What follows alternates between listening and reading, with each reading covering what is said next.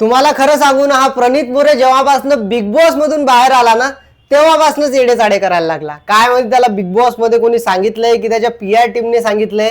जेव्हापासून तो big boss मधून बाहेर आला तो काहीच नाही करत. तो काय करतो, त्याच्या शोवर टॉप मॉडेल, मस्त मॉडेल, पुरी चांगल्या सुंदर घेऊन येतो आणि बस त्यांना फालतूचे काहीतरी पर्सनल प्रश्न विचारतो. तुझं ब्रेकअप कधी झालं, पहिलं प्रेम कधी झालं, किती लोकांना चीट केलं, या गोष्टी काहीतरी बोलतो आणि त्याच्यामध्येच त्याला काहीतरी खूप जास्त कॉमेडी केली आहे, खूप जास्त फनी झालंय असं काहीतरी वाटायला लागतं. म्हणजे मला तरी ते फनी वाटत नाही, तुम्हाला माइट बी वाटत असेल, पण या सगळ्या गोष्टी तो करायला लागलाय. याच्या आधी तो चांगली कॉमेडी करायचा, याच्या आधी तो सलमान खानवर, चांगल्या सेलिब्रिटीजला रोस्ट बिस्ट करायचा आणि प्युअर वेज कॉमेडी करायचा. बट आता काय माहिती, त्याला PR टीमने सांगितले की व्ह्यूज वाढवायचे असतील तर चांगल्या पुरी बिरी घेऊन ये त्याच्या शो मध्ये. पण आता या शो मुळे तो पुन्हा एकदा कॉन्ट्रोवर्सी मध्ये आलाय. तुम्ही देखील कॉन्ट्रोवर्सी ऐकली असेल. त्याच्या शो मध्ये एक नोएडाचा पोरगा येतो आणि तो एक किस्सा सांगतो की तो एका मुलीला डेटवर घेऊन जातो आणि 370 रुपयाची बिर्याणी तिला खाऊ घालतो आणि त्या पोराला असं वाटतं की आता पुरीला 370 रुपयाची बिर्याणी खाऊ घातली तर आपल्याला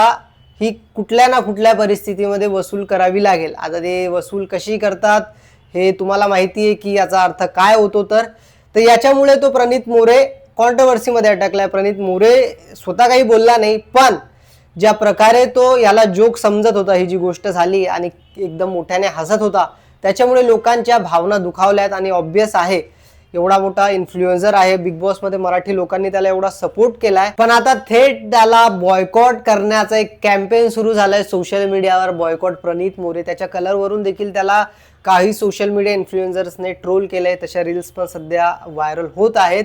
तर मला कुठेतरी बॉयकॉट खूप जास्त नेक्स्ट लेवलचं पनिशमेंट दिल्यासारखं वाटतंय, असं मला वाटतंय.